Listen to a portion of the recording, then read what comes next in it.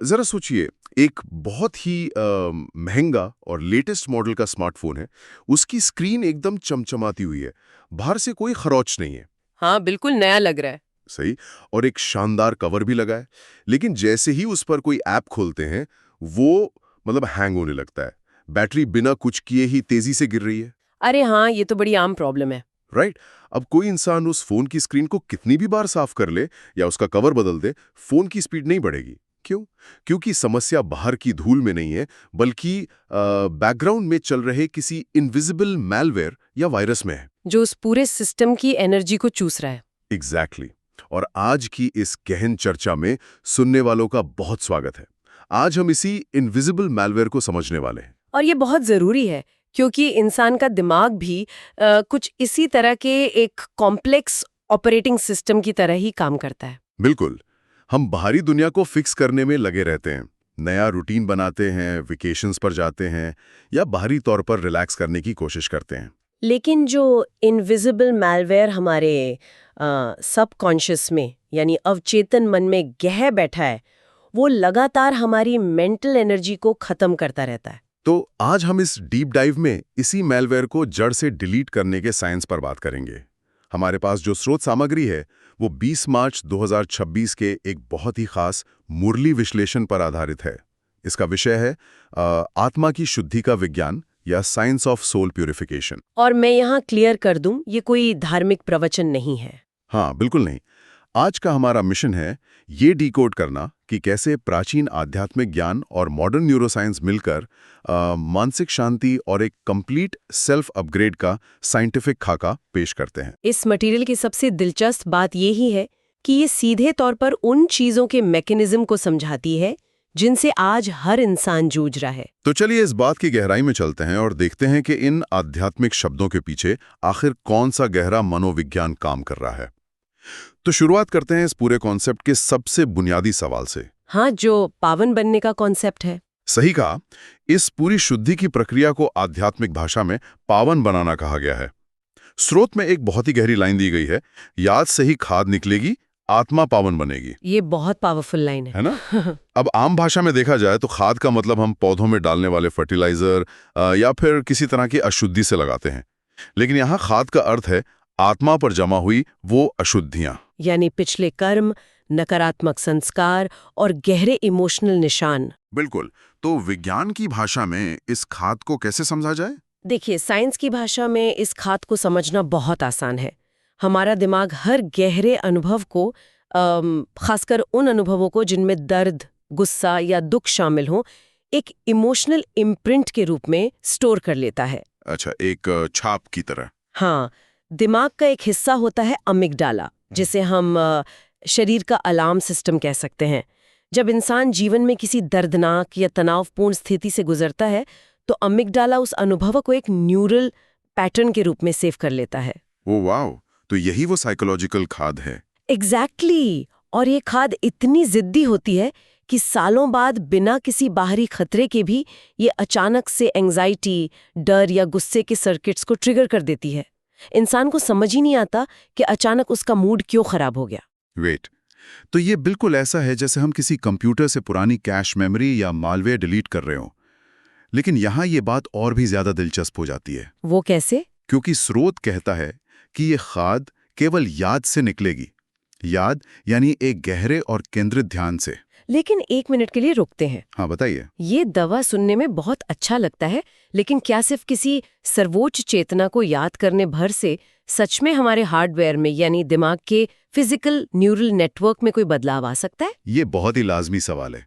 मतलब सिर्फ सोचने भर से कोई फिजिकल सर्किट कैसे टूट सकता है? यहाँ सबसे हैरान करने वाली बात यह है कि यहाँ न्यूरोलॉजी का एक बहुत ही पावरफुल सिस्टम काम करता है। जब हम स्रोत में बताई गई इस याद या फोकस्ड अटेंशन का अभ्यास करते हैं, तो दिमाग का प्री फ्रंटल कॉर्टेक्स एक्टिव हो जाता है, जो कि हमारे दिमाग का लॉजिकल हिस्सा है, राइट? बिल्कुल, लॉजिकल और निर्णय लेने वाला हिस्सा। जब ये हिस्सा सक्रिय होता है, तो ये सीधे तौर पर उस डरे हुए एमिगडाला को शांत करने का सिग्नल भेजता है। ये कोई जादुई विचार नहीं है, बल्कि एक क्लियर बायोलॉजिकल प्रोसेस है। हाँ, इस केंद्रित याद से दिमाग में अल्फा और गैमा ब्रेन वेव्स पैदा होती हैं, ये एक बहुत ही हाई फ्रीक्वेंसी स्टेट है।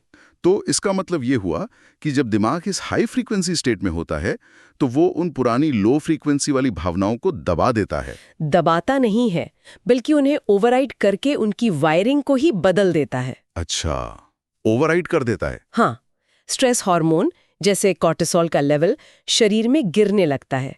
न्यूरोप्लास्टिसिटी के सिद्धांत के अनुसार जो न्यूरल सर्किट्स लंबे समय तक इस्तेमाल नहीं होते, वो कमजोर होकर टूटने लगते हैं। क्या बात है। तो गुस्से और डर की जगह एक गहरी शांति ले लेती है। एग्जैक्टली। इसे ही स्रोत में इनर डिटॉक्स सिस्टम कहा गया है। इसीलिए कोई भी बाहरी कर्मकांड, दिखावा या फिजिकल रिचुअल इंसान के इन गहरे सबकॉन्शियस पैटर्न्स को डिलीट नहीं कर सकता। एग्जैक्टली। केवल सर्वोच्च चेतना से जुड़ाव ही उस लेवल की हाई फ्रीक्वेंसी पैदा कर सकता है। सही बात है। चलिए, ये तो क्लियर हो गया, अंदर का कचरा या खाद तो इस न्यूरल क्लेंजिंग से साफ हो रहा है, लेकिन बाहरी दुनिया का क्या? वहां तो रोज नई अनिश्चितताएं हैं। वहां तो रोज नया स्ट्रेस है। हाँ, रोजमर्रा की जिंदगी के उदाहरण से समझें। जैसे रात के 2 बजे कोई इंसान अपने बिस्तर पर लेटकर ये सोच रहा है कि ऑफिस में बॉस ने मीटिंग के दौरान उसे अजीब तरह से क्यों देखा। ओ, ये तो बहुत कॉमन है, ओवरथिंकिंग का लूप। बिल्कुल। उस एक नजर के वो 50 अलग अलग मतलब निकाल लेता है। कहीं मेरी नौकरी तो नहीं जाने वाली, कहीं मेरा प्रमोशन तो नहीं रुक जाएगा। हाँ, दिमाग गोल गोल घूमने लगता है। सही। स्रोत में इंसान की इसी सबसे बड़ी समस्या को एक बहुत ही सटीक शब्द दिया गया है, मुंझना, यानी उलझन या कंफ्यूजन। और ये मुंझना सिर्फ एक मानसिक आदत नहीं है, ये एक बायोलॉजिकल ड्रेन है। ओवरथिंकिंग या हर छोटी बात का जरूरत से ज्यादा विश्लेषण करने से इंसान का प्रीफ्रंटल कॉर्टेक्स थक जाता है। और स्ट्रेस सर्किट लगातार चालू रहते हैं ना। बिल्कुल। एवोल्यूशन के नजरिए से देखें तो इंसान का दिमाग अनसर्टेनिटी यानी अनिश्चितता से बहुत डरता है।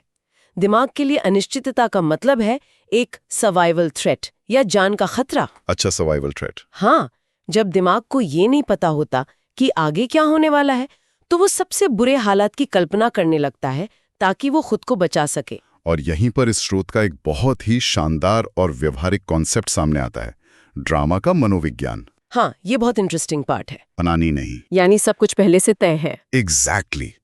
इसका मतलब है कि ये समझना कि सब कुछ एक पहले से रिकॉर्डेड एक साइक्लिकल सिस्टम है।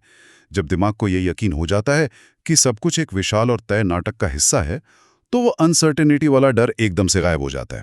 इस ड्रामा के ज्ञान को हम साइकोलॉजी की भाषा में सर्टेनिटी मॉडल कह सकते हैं। Certainty model make sense. जब दिमाग को ये क्लैरिटी मिल जाती है कि जो हो रहा है वो एक तय व्यवस्था का हिस्सा है, तो वो मेरे साथ ही ऐसा क्यों हो रहा है वाले लूप से बाहर आ जाता है। और एंग्जाइटी तुरंत खत्म हो जाती है। बिल्कुल, ये दिमाग को एक बहुत ही सुरक्षित ढांचा प्रदान करता है। लेकिन एक प्रैक्टिकल सवाल उठाता हूं मैं यहाँ। हाँ, पूछिए। जब कोई ये सोचने लगे कि बनी बनाई बन रही है, तो क्या इसका मतलब ये है कि हम बस हार मान लें, जो हो रहा है उसे चुपचाप सहते रहें, क्योंकि सब कुछ तो पहले से ही तय है? ये डाउट आना बहुत स्वाभाविक है ना? क्या ये सोच इंसान को निष्क्रिय या पैसिव नहीं बना देगी? मतलब जीवन में कोई प्रयास या सुधार करने की जरूरत ही क्या है फिर? इससे एक बहुत अहम सवाल खड़ा होता है। ये अक्सर उठता है और ये इस पूरे कंसेप्ट को लेकर सबसे बड़ी गलतफहमी है। अच्छा। ड्रामा को समझकर स्वीकार करना निष्क्रियता या हार मानना नहीं है। असल में ये एनर्जी बचाने की एक बहुत ही एडवांस्ड टेक्निक है। एनर्जी बचाने की टेक्निक कैसे? देखिए, जब कोई इंसान इस बात से लड़ना और विरोध करना बंद कर देता है कि ऐसा क्यों हुआ या ऐसा नहीं होना चाहिए था, तो उसके दिमाग की बहुत सारी एनर्जी बच जाती है। ओह, जो एनर्जी कंप्लेन करने में वेस्ट हो रही थी। एग्जैक्टली। जो एनर्जी पहले शिकायत करने और हालात को कोसने में बर्बाद हो रही थी, वही एनर्जी अब खुद के ट्रांसफॉर्मेशन और स्थिति के अनुसार सही एक्शन लेने पर फोकस हो जाती है। वाह। ये परिस्थिति के सामने घुटने टेकना नहीं है, बल्कि परिस्थिति के शोर को इग्नोर करके अपने लक्ष्य पर फोकस करना है। क्या बात है। मतलब हम अपनी उस मेंटल एनर्जी को लीक होने से रोक रहे हैं, जो उन चीजों पर बर्बाद होती है जो हमारे कंट्रोल में ही नहीं है। सही पकड़ा आपने। अब अगर ये मान लिया जाए कि ये दुनिया सच में एक बना बनाया ड्रामा है, तो इस ड्रामे में इंसान का असल रोल क्या है, उसकी पहचान क्या है? ये एक आइडेंटिटी शिफ्ट की बात है। हाँ। स्रोत सामग्री कहती है कि मैं शरीर हूं। ये सोचना ही सारे डर और मोह की जड़ है। इसके उलट मैं आत्मा हूं, शांत स्वरूप, शांति धाम की रहने वाली हूं, इस विचार पर बहुत जोर दिया गया है। ये हिस्सा सीधे तौर पर आइडेंटिटी रीप्रोग्रामिंग से जुड़ा है। रीप्रोग्रामिंग। राइट। जब इंसान खुद को सिर्फ एक हार्ड मास का शरीर मानता है तो उसका दिमाग हमेशा सर्वाइवल मोड में रहेगा। शरीर नश्वर है, उसे चोट लग सकती है, वो बीमार पड़ सकता है और आखिर में उसे खत्म होना है। तो डर तो रहेगा ही। बिल्कुल। इसलिए शरीर से जुड़ी पहचान हमेशा इनसिक्योरिटी, डर और भौतिक चीजों से लगाव पैदा करेगी। लेकिन जब ये विचार बार बार दोहराया जाता है कि मैं एक शांत स्वरूप आत्मा हूं, तो दिमाग में नए न्यूरल आइडेंटिटी सर्किट्स बनने लगते हैं। ओ, न्यूरल आइडेंटिटी सर्किट्स। हाँ, इंसान खुद को एक ऐसी चीज के रूप में देखने लगता है जिसे ना तो नष्ट किया जा सकता है और ना ही कोई नुकसान पहुंचाया जा सकता है। ये सोच एक कमाल की इमोशनल स्टेबिलिटी और निडरता लाती है। इसी कॉन्सेप्ट को थोड़ा और विजुअल बनाते हैं। स्रोत में एक बहुत ही रोचक बात कही गई है, 84 जन्मों का चक्र, यानी 84 बर्थ साइकिल। हाँ, ये एक लंबा चक्र है। और उसमें एक विशेष लाइन है कि भारतवासियों ने ही पूरे 84 जन्म लिए हैं। इसे समझने के लिए मैं एक मॉडर्न एनोलॉजी का इस्तेमाल करना चाहूंगा। बिल्कुल, बताइए। सोचिए कि ये पूरी दुनिया एक बहुत बड़े ओपन वर्ल्ड वीडियो गेम की तरह है। गेम तो पहले से कोड किया जा चुका है, उसकी कहानी और उसका ड्रामा तय है। अब इस गेम में कुछ ऐसे मेन कैरेक्टर्स होते हैं जो लेवल 1 से लेकर गेम के एंड तक मौजूद रहते हैं, जो पूरी जर्नी कंप्लीट करते हैं। सही कहा, वो गेम के हर फेज से गुजरते हैं। और कुछ कैरेक्टर्स गेम के बीच में आते हैं, कुछ लेवल्स खेलते हैं और उनका रोल खत्म हो जाता है। ये 84 जन्मों का सिद्धांत भी बिल्कुल इसी सिस्टम की तरह लगता है, जहां कुछ मेन एक्टर्स शुरुआत से अंत तक पूरे चक्र का अनुभव करते हैं। अगर हम इसे एक बड़े नजरिए से जोड़कर देखें तो ये ओपन वर्ल्ड गेम वाली एनालॉजी बहुत ही सटीक बैठती है ना? गेम का कोड तय है, लेकिन उस कोड के अंदर कैरेक्टर कैसे खेलता है, यही उसकी पूरी यात्रा तय करता है। और इस 84 जन्मों के चक्र को समझने का जो मनोवैज्ञानिक प्रभाव है वो बहुत गहरा होता है। वो कैसे? मतलब इसका हमारी आज की मेंटल स्टेट पर क्या असर पड़ता है? देखिए, जब इंसान जीवन को सिर्फ 7 या 70 साल की एक छोटी सी खिड़की के रूप में देखता है तो एक अजीब सी जल्दबाजी और मौत का एक गहरा डर हमेशा बना रहता है।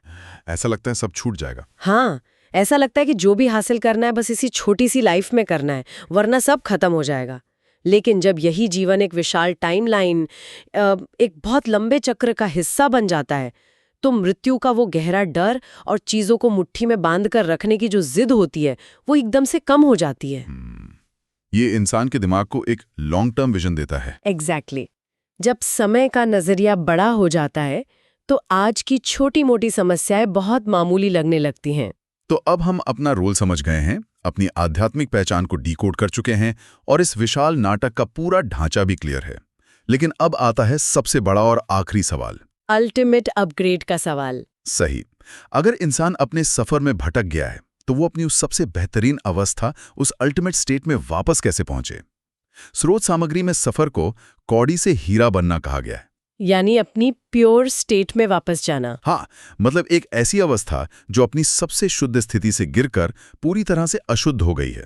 इसे हम सॉफ्टवेयर की भाषा में एक करप्टेड सिस्टम के रूप में देख सकते हैं। एक ऐसा सिस्टम जो शुरुआत में बहुत साफ, तेज और अपनी पूरी क्षमता पर काम कर रहा था, लेकिन टाइम के साथ बग्स आ गए। बिल्कुल।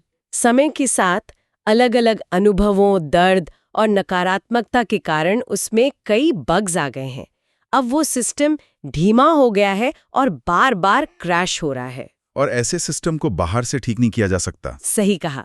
ऐसे सिस्टम को केवल बाहर से पैच लगाकर ठीक नहीं किया जा सकता, उसे पूरी तरह से क्लेंजिंग और एक बड़े अपग्रेड की जरूरत होती है। और यहीं पर इस पूरी प्रक्रिया में परमात्मा का रोल आता है। स्रोत सामग्री में उन्हें लिबरेटर यानी दुख से छुड़ाने वाला और गाइड यानी उच्च स्थिति तक ले जाने वाला कहा गया है। एक करप्टेड सिस्टम खुद को अपने आप ठीक नहीं कर सकता। जिस लेवल की उलझन और नकारात्मकता सिस्टम के अंदर आ चुकी है, उसे साफ करने के लिए एक ऐसे एक्सटर्नल सोर्स की जरूरत होती है जो पूरी तरह से शुद्ध हो, जो कभी करप्ट ना हुआ हो। एग्जैक्टली। साइंस की भाषा में कहें तो ये पूरे सिस्टम को एक एक्सटर्नल प्योर सोर्स से कनेक्ट करके रीसेट और रीप्रोग्राम करने जैसा है। इस सिस्टम को रीप्रोग्राम करने के लिए स्रोत के अंत में एक बहुत ही शानदार और प्रैक्टिकल अभ्यास बताया गया है। इसमें 3 चीजों की लगातार याद पर जोर दिया गया है। हाँ, वो 3 पॉइंट लूप। बिल्कुल। पहला, परमात्मा, जो कि एनर्जी का सोर्स है। दूसरा, घर यानी शांति धाम, जो कि आखिरी डेस्टिनेशन है। और तीसरा, सतयुग या भविष्य, जो कि हमारा गोल है। मुझे ये 3 पॉइंट मेंटल लूप सच में बहुत पसंद आया। ये बहुत इफेक्टिव है। ये दिमाग को इधर उधर भटकने से रोकता है ना। ये 3 बिंदुओं वाला लूप न्यूरोसाइंस के हिसाब से एक मास्टर स्ट्रोक है। दिमाग की फितरत है लगातार किसी न किसी दिशा में भागना। अगर उसे कोई क्लियर दिशा ना दी जाए तो वो चिंताओं और समस्याओं की तरफ ही भागेगा, ऑटोमेटिकली नेगेटिव चीजों की तरफ। हाँ, लेकिन ये 3 पॉइंट लूप दिमाग को एक बहुत ही स्पष्ट गोल ओरिएंटेड न्यूरल फोकस देता है। अगर हम इस पूरे फॉर्मूला को एक साथ पिरो कर देखें तो एक बहुत ही क्लियर चेन रिएक्शन की तरह काम करता है।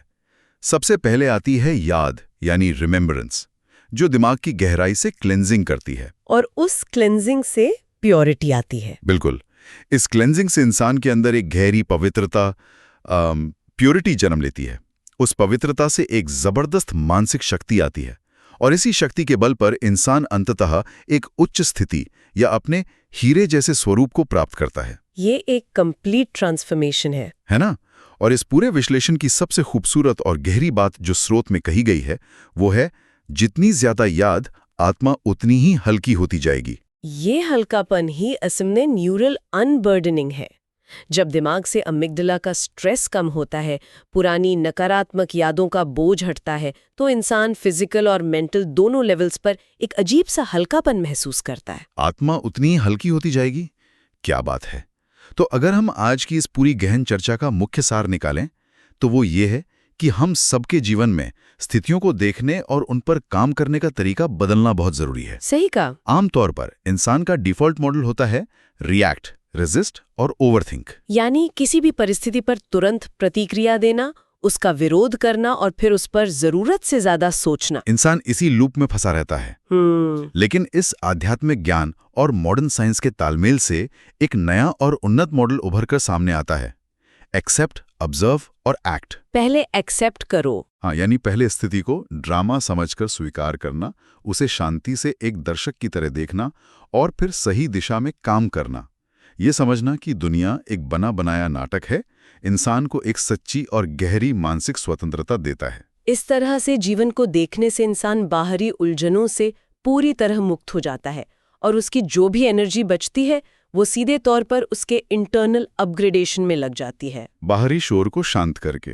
बिल्कुल, ये बाहरी शोर को शांत करके अंदर की शक्ति को जगाने का विज्ञान है। और इसी के साथ हम आज की इस गहन चर्चा के अंत में आ गए हैं। लेकिन जाने से पहले मैं एक विचार यहाँ छोड़ना चाहूंगा जो इस पूरे स्रोत सामग्री से ही प्रेरित है। जरूर। आज हमने देखा कि कैसे सही याद या फोकस्ड अटेंशन हमारे दिमाग की फिजिकल वायरिंग को बदल सकता है, कैसे ये खाद को निकालकर हमें एक हाई फ्रीक्वेंसी स्टेट में ले जाता है। लेकिन जरा सोचिए, हाँ, अगर इंसान का दिमाग और उसकी आत्मा हर उस चीज का आकार ले लेती है जिसे वो लगातार याद करता है या जिस पर फोकस करता है, तो क्या हमारी आज की सबसे बड़ी चिंताएं, हमारा तनाव, हमारी एंग्जाइटी और रोजमर्रा की उलझनें भी हमारी अपनी गलत यादों का ही नतीजा है?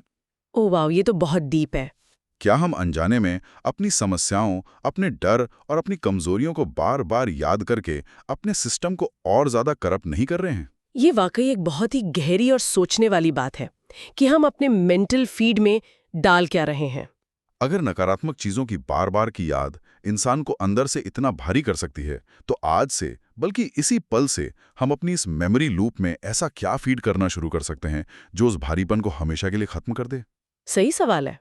हम रोजमर्रा की जिंदगी में ऐसा क्या याद करना शुरू करें जो उस पुराने इनविजिबल मालवेयर को डिलीट करे, हमारे इस दिमाग के हार्डवेयर को पूरी तरह से साफ करे और हमें वापस उस हीरे जैसी अल्टीमेट स्थिति में ले जाए? ये खुद से पूछने वाली बात है। सुनने वालों के लिए ये एक ऐसा सवाल है जिसका जवाब उन्हें खुद अपने अंदर खोजना होगा। इस विचार के साथ हम आज की इस चर्चा को यही विराम देते हैं। सोचने, समझने और अपने जीवन में उतारने के लिए